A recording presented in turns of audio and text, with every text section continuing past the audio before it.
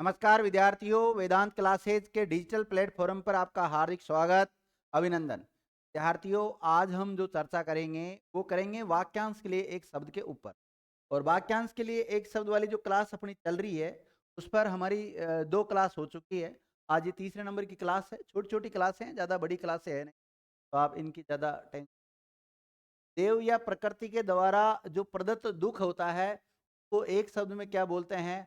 आदि देविक कहते हैं। क्या कहते हैं? आदि देविक इसके लिए शब्द आता है। जिसकी कामनाएं पूरी हो गई हो उसको क्या कहते हैं? आप्त काम। आभार मानने वाला क्या कहलाता है? आभारी।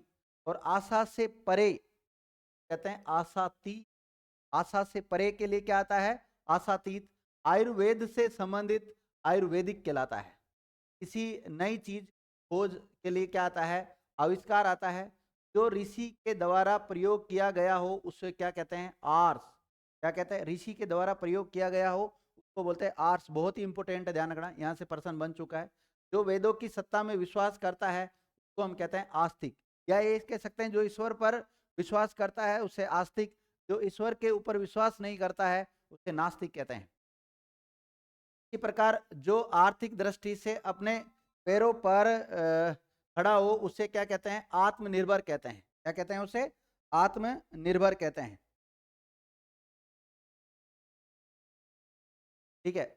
और अपने जीवन का जो स्वलिखित इतिहास या कथा है उसको आत्मकथा कहते हैं। और जो आदर करने योग्य हो उसे कहते हैं आदरणीय। क्या कहते हैं?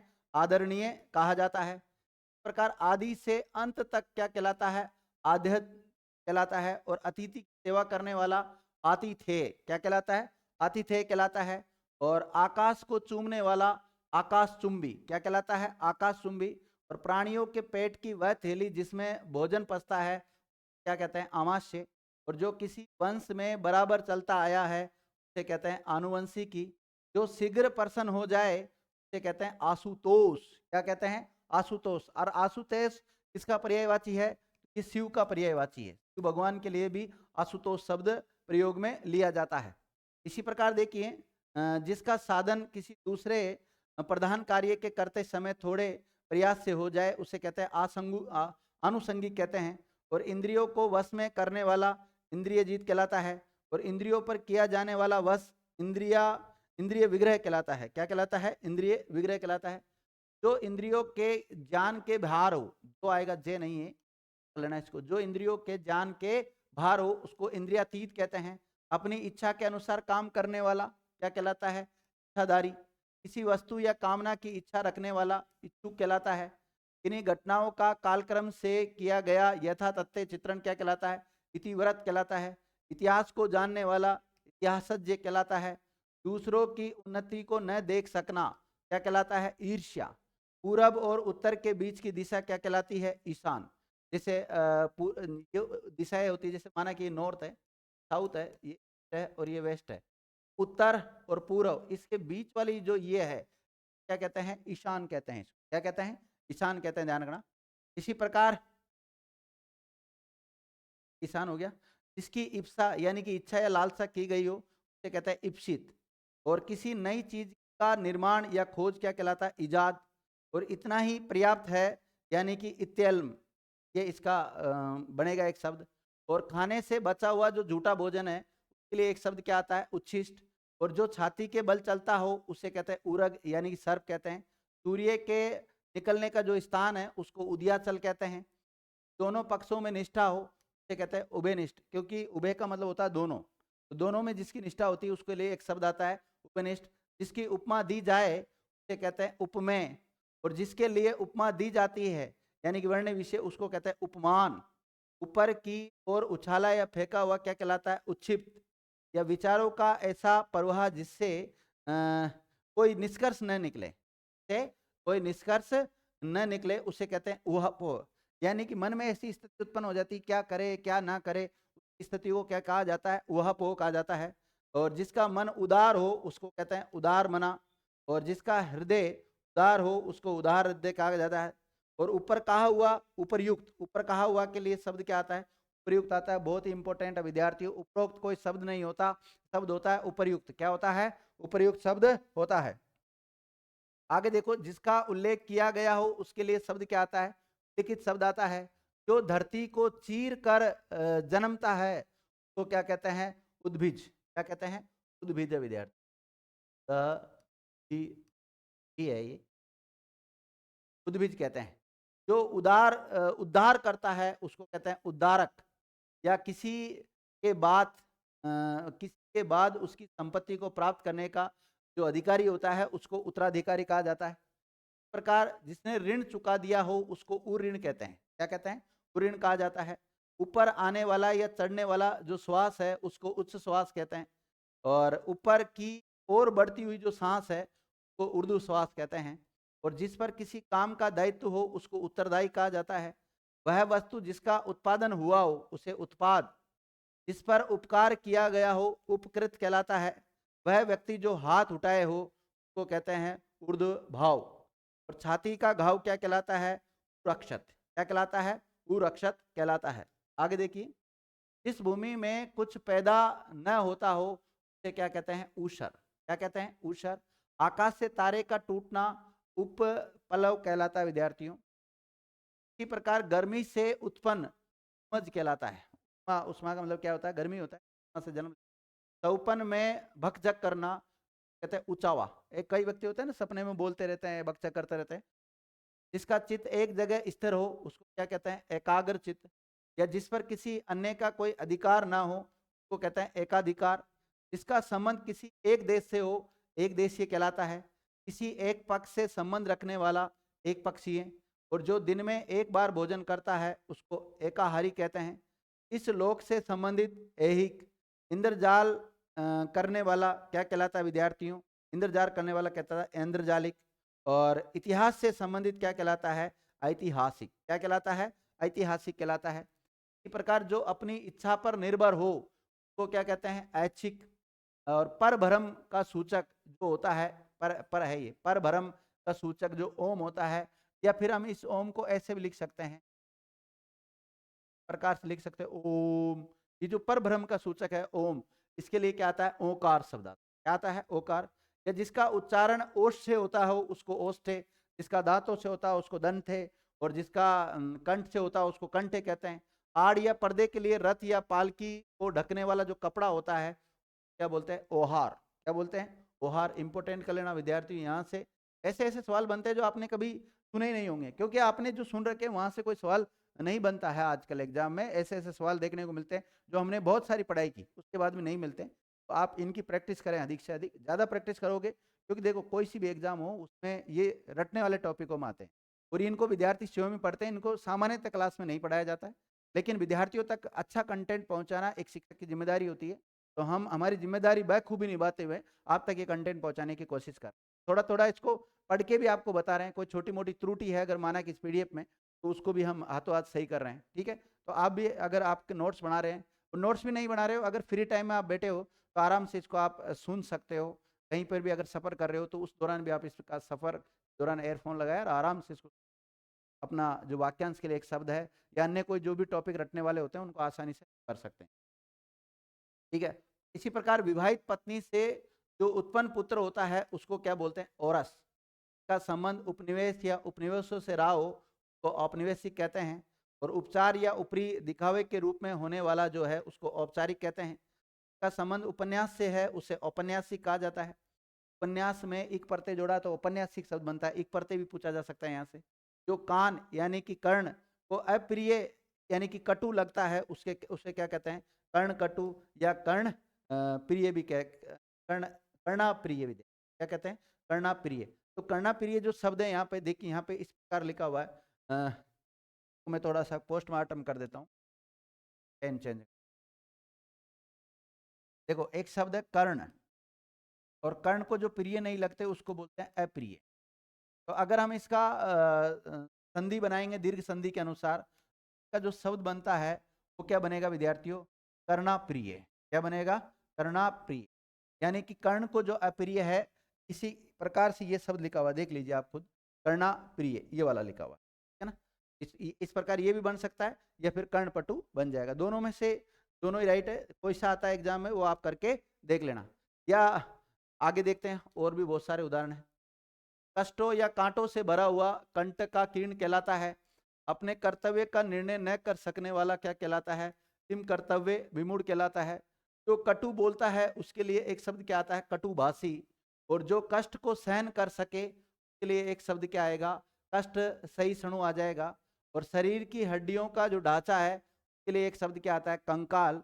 और जो कहा गया हो उसके लिए एक शब्द क्या आता है? कथित। और वय या पद आदि के विचार से औरों की अपेक्षा जो छोटा होता है उसे कनिष्ठ कहते हैं। और जो किए जाने योग्य हो करणीय। और कान का नीचे का लटकता हुआ कोमल भाग, जैसे माना कि विद्यार्थी मेरा कान है, कान का जो ये लटकता हुआ भाग है ना नीचे वाला, ये वाला, इसको बोलते हैं क्या? कर्णपाली या फिर लोर कहते हैं। सतत काम करते रहने वाला कर्मठ कहलाता है। और सृष्टि का चतुर्थ युग क्या कहलाता है? कलयुग। सृष्टि का चतुर्थ युग क्या कहलाता है? कलयुग। तो इससे पहले कौन कौन से युग आए विद्यार्थियों? जैसे आपने सुना होगा कि एक तो आया सतयुग था सबसे पहले, तो फिर द्वापर युग था, और फिर कौन सा था विद्यार्थियों? सतयुग, त्रेता नहीं, पहले था सतयुग, फिर था त्रेता युग, फिर था द्वापर युग, और फिर तीसरा चौथा कौन सा आएगा? कलयुग आएगा। ठीक है। और जैसे हम कहते हैं सतयुग में तो भगवान विष्णु थे, फिर उसके बाद में जो त्रेता युग था उसमें राम ने अवतार लिया उनके रूप में, और फिर द्वापर युग आया, उसमें कहते हैं कि कृष्ण भगवान विष्णु का ही अवतार माना जाता है। और चौथा जो युग है कलयुग, उसमें कल की जो भगवान है वो अवतार लेंगे। और कुछ कहते हैं जो शास्त्रों का ज़्यादा नॉलेज रखते हैं बताते हैं कि अवतार ले लिया, कहते हैं अवतार लेंगे जब सृष्टि पर बहुत ज़्यादा मतलब पाप बढ़ जाएगा, एक पिता अपनी पुत्री का बलात्कार करने लग जाएगा, एक मनुष्य की आयु 20 से 25 वर्ष होने लग जाएगी सामान्यतः। जैसे अभी तो 60-65 के आसपास होती है आयु, लेकिन जिस समय 20 से 25 होने लग जाएगी उस समय कल की भगवान है वो अवतार लेंगे और पूरी सृष्टि को पाप मुक्त करने की कोशिश करेंगे। जो व्यक्ति अच्छे कर्म करेंगे वो बच जाएंगे, बाकी सबका नाश कर देंगे। ऐसा शास्त्रों में लिखा हुआ, मैं नहीं बता रहा हूँ, और मैंने भी सुना है, मैंने भी कभी पढ़ा नहीं किसी शास्त्र में कि ये बात लिखी हुई, मैंने केवल सुनी सुनाई बात आपको बता रहा हूँ। देखिए आगे अगर हम बात करें तो देखिए शिव की जटाएं हैं, उसके लिए जो शब्द आता है वो आता है करपद। और काला पीला मिला जो रंग है उसको क्या कहते हैं? कपीस। जो काम से जी चुराता है उसको कामचोर कहते हैं। किसी के उपकार को मानने वाला कृतज्ञ कहलाता है। क्या कहलाता है? कृतज्ञ। किसी के काम के उपकार को न मानने वाला क्या कहलाता है? कृतघ्न कहलाता है। जो कहने योग्य हो उसे कथनीय, और जो कला का जानकार हो उसको कलाविद कहते हैं या कलाकार कहते हैं। यहाँ जो कलाविद आधा लिख रखा है कि पूरा क्या आएगा इसमें? कलाविद। क्या आएगा? कलाविद या कलाकार। और दुख भय आदि के कारण उत्पन्न जो ध्वनि है उसको क्या कहते हैं? काकू। जो अच्छे कुल में उत्पन्न हुआ हो उसको कहते हैं कुलीन। ये प्रिंट जैसे कुछ गड़बड़ हो गया। कुलीन कै में कै पूरा आता है। और लताओं वृक्षों से घिरा हुआ जो सुरम्य स्थान है उसको कुंज कहते हैं। जो किए गए उपकार को जानता हो उसको क्या कहते हैं? कृतज्ञ। और जो कर्तव्य से च्युत हो चुका है, च्युत का मतलब चूक या हट चुका है, उसको कहते हैं कर्तव्य च्युत। जिसे ब्रह्म जगत का ज्ञान न हो उसको कहते हैं कूप मंडूक। यहाँ जो जगत शब्द लिखा हुआ है इस तय के नीचे क्या आएगा? हलंत आएगा, क्योंकि दो शब्द होते हैं विद्यार्थियों, आपने देखा होगा, एक माना कि जैसे अगर हम बात करें एक जगत शब्द इस प्रकार से लिखा हुआ है और एक जगत ये लिखा हुआ है, तो जगत दोनों शब्द ही सही है लेकिन अलग अलग संदर्भ में प्रयुक्त होते हैं। इस जगत के नीचे हलंत लगा हुआ है, इसका मतलब तो होता है संसार, इसका मतलब तो क्या होता है? संसार होता है।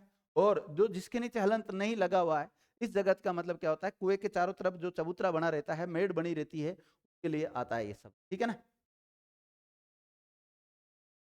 इसी प्रकार आगे और देख लेते हैं, बहुत सारे उदाहरण हैं। की कृपा से पूर्ण रूपेण जो संतुष्ट है उसको कृतार्थ कहते हैं। जिसकी बुद्धि कुश के अग्रभाग नोक की तरह तेज हो उसको कहता है कुशाग्र बुद्धि।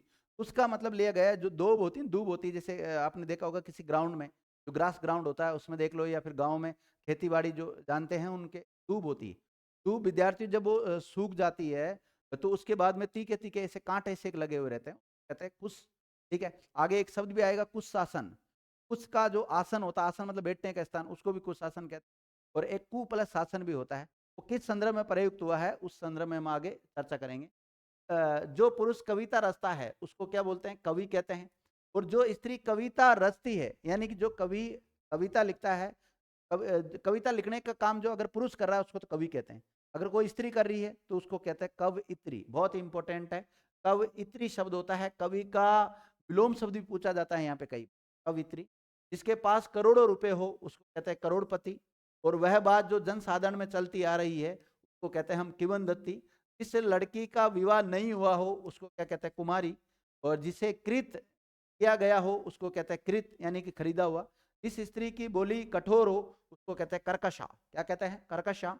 वह नायिका जो कर्षण पक्ष में अपने प्रेमी से मिलने जाती है उसको क्या कहते हैं? कर्षणाभिसारिका। दो पक्ष होते हैं विद्यार्थियों किसी भी महीने में, दो पखवाड़े होते हैं 15-15 दिन के।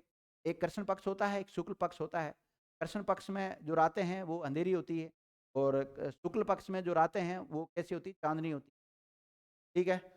इसी प्रकार जो कल्पना कल्पना से परे हो उसको कल्पनातीत कहते हैं। ये इसको भी आप सुधार लेना, यहाँ पे तय नहीं आना चाहिए था, कल्पना ही आएगा। कल्पना से परे हो उसके लिए क्या शब्द आएगा? कल्पनातीत शब्द आएगा विद्यार्थियों।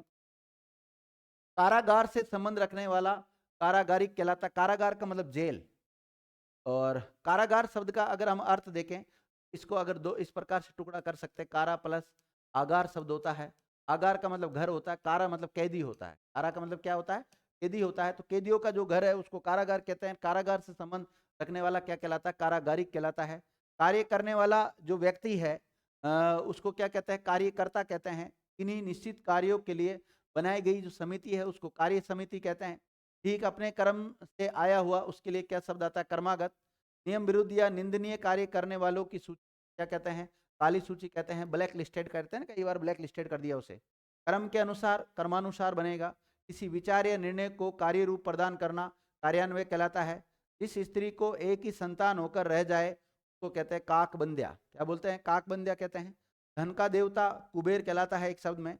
बिना तार की जो वीणा है उसको कहते हैं कोलंबक। क्या कहते हैं? कोलंबक कहते हैं। इसी प्रकार देखिए, कुंती का पुत्र क्या कहलाता है? कौनते। कुंती में अगर हम ये प्रत्यय जोड़ते हैं शब्द में, यदि ये प्रत्यय जोड़ा जाए तो कौनते शब्द बनता है? क्षमा करने योग्य क्षम में बन जाता है। जहाँ धरती और आकाश दोनों मिलते हैं उसको कहते हैं। जो क्षमा करने वाला है उसको क्षमाशील कह सकते हैं। क्षण भर में नष्ट होने वाला क्षणभंगुर। जो भूख मिटाने के लिए बेचैन हो उसको दातुर कहते हैं। का हाथ बहुत तेज चलता हो उसको क्षिप्रहस्त कहते हैं। और भूख से पीड़ित के लिए शब्द आता है क्षुधार्त। और अंधेरी रात वाला पखवाड़ा क्या कहलाता है? कृष्ण पक्ष कहलाता है। जो केंद्र से हटकर दूर जाता हो उसको क्या कहते हैं? केंद्रापसारी कहते हैं। और जो केंद्र की ओर उन्मुख हो उसको केंद्राभिमुख कहते हैं। दोनों जो केंद्र की ओर आता है विद्यार्थी, माना कि हम अगर बात करें प्रकार से, अगर केंद्र माना कि केंद्र है तो इधर अगर कोई आता है केंद्र की तरफ जाता है तो उसको केंद्राभिमुख कहते हैं। और माना कि ये केंद्र है, केंद्र से अगर दूर जा रहा है तो उसको हम क्या कहते हैं? केंद्राभिमुख कहते हैं। नहीं सॉरी, केंद्रापसारी कहते हैं। केंद्र से दूर जाना केंद्रापसारी, और केंद्राभिमुख केंद्र की ओर आना। सुंदर और लंबे बालों वाली स्त्री को क्या कहते हैं? कैसिनी या सुकैसिनी कहा जाता है। सिर के बालों को सजाने संवारने की जो क्रिया है वो कैस विन्यास कहा जाता है। और मछली रखने का जो पात्र है यह बुरी तरह से बंधी हुई सिर की जो चोटी है उसको कहते हैं कुवेणी। और जो पुरुष तव हो उसको कलियुग कहा जाता है। और जिसके सिर में बाल न हो उसको खलवाट कहा जाता है। बहुत इंपॉर्टेंट कर लेना विद्यार्थियों। और ऐसा ग्रहण जिसमें सूर्य चंद्रमा का पूरा बिंब ढक जाए उसको खग्रास कहा जाता है। जो सदैव हाथ में खड़ग लिए रहता है उसको खड़ग हस्त कहते हैं। और खाने योग्य पदार्थ खाद्य, खाने योग्य पदार्थ जो नहीं होता उसको अखाद्य। दूसरों के मत का विरोध करना क्या कहलाता है? खंडन। का कोई हिस्सा टूटकर अलग हो जाए उसको कहते हैं खंडित। और वह नायिका जिसका पति रात को किसी अन्य स्त्री के पास रहकर प्रातः काल उस स्त्री के पास आ जाता है उसके लिए क्या शब्द आता है? खंडिता। क्या शब्द आता है? खंडिता शब्द आता है। इसी प्रकार ऐसा जो अंदर से खाली हो कहते हैं खोखला। और किसी के घर में होने वाली जो तलाशी है कहते हैं खाना तलाशी। विद्यार्थी दो प्रकार की तलाशी होती है, खाना तलाशी और जामा तलाशी। हालांकि और भी कई प्रकार की तलाशियां होती है लेकिन मैं सामान्यतः बात करता हूँ। खाना तलाशी तो होती है कि स्थान की तलाशी लेते हैं उसको, और अगर हमारी बॉडी जो तलाशी ली जाती है उसको बोलते हैं जामा तलाशी। पुलिस जैसे कई बार किसी व्यक्ति को गिरफ्तार करती है तो उस समय ये तलाशियां लेती है। हमारे डिपार्टमेंट में कई बार शब्दों का देखा जाता है, जिस जामा तलाशी। जामा तलाशी का मतलब है माना कि मेरी बॉडी में क्या क्या मिला, शर्ट मिली, पेन मिला, पैसे मिले, पर्स मिला, उसमें जो जो आइटम मिलते हैं उसको कहते हैं जामा तलाशी। और एक होती खाना तलाशी। तलाशी, खाना तलाशी। खाना तलाशी में विद्यार्थी पूरे मकान की तलाशी आ जाती है, किसी स्थान की तलाशी आ जाती है, ये सब इसके अंतर्गत आ जाते हैं। इसका थोड़ा सा ध्यान रखना आप। और देख लेते हैं बहुत सारे उदाहरण हैं। जो अशिष्ट व्यवहार करता है उसको हम गंवार कह सकते हैं। गणपति का उपासक गाणपत्य कहलाएगा विद्यार्थियों। बिना सोच विचार के अनुकरण करने वाला या प्राचीन आदर्श के अनुकूल चलने वाला क्या कहलाता है? गतानुगतिक। क्या कहलाता है? गतानुगतिक। गए इसमें पूरा है, गतानुगतिक। इसी प्रकार जहां से गंगा नदी का उद्गम होता है उसको गंगोत्री कहा गया है। गंगा और यमुना के जल के मेल के दो तरह के जो रंग है उसको गंगा जमुनी कहते हैं। जो बीत चुका है उसके लिए गत शब्द आएगा। वह स्त्री जिसका यौवन ढल गया हो उसको कहते हैं गलित यौवन। क्या कहते हैं? गलित यौवन। और जो इंद्रियों के ज्ञान से बाहर हो उसको गोतीत कहा गया है। गणित शास्त्र का जानकार क्या कहलाता है? गणितज्ञ कहलाता है। क्या कहलाता है? गणितज्ञ कहलाता है विद्यार्थी। और देख लेते हैं उदाहरण और भी है। जो गांव से संबंधित हो उसको ग्रामीण कहते हैं। जो किसी गद्दी पर बैठता हो उसको गद्दी नसीन कहा गया है। देर से पचने वाला गरिष्ठ। जो गर्भ से हो उसको गर्भवती कहते हैं या गर्भिणी कहा जाता है। और गंगा से संबंधित या गंगा से उत्पन्न गांगे होता है। और भीम जो भीम भीष्म पितामह के नाम से जाना गए हैं विद्यार्थियों। भीम नहीं, भीष्म। भीष्म को भी विद्यार्थियों गांगे कहा गया क्योंकि ये भी गंगा माता के पुत्र थे इसलिए। और जो कुछ भी बोल ना सके उसको गूंगा कहा गया है। जो गिरी यानी कि पहाड़ को धारण करता है उसको गिरिधर या गिरिधारी कहते हैं। कृष्ण भगवान का पर्यायवाची भी है गिरिधर। और घर बसा कर रहने वाला गृहस्थ। रात और संध्या के बीच का जो समय है वो गोधूली है विद्यार्थी। क्या है? गोधूली है। और जो गोपन या छिपाने योग्य हो उसको गोपनीय कहा गया है। और गगन चूमने वाला क्या कहलाता है? गगन चुंबी कहलाता है। इस प्रकार देखिए, घर या देश के अंदर या आपस के राज्यों या लोगों या दलों की जो लड़ाई है उसको गृह युद्ध कहा गया है।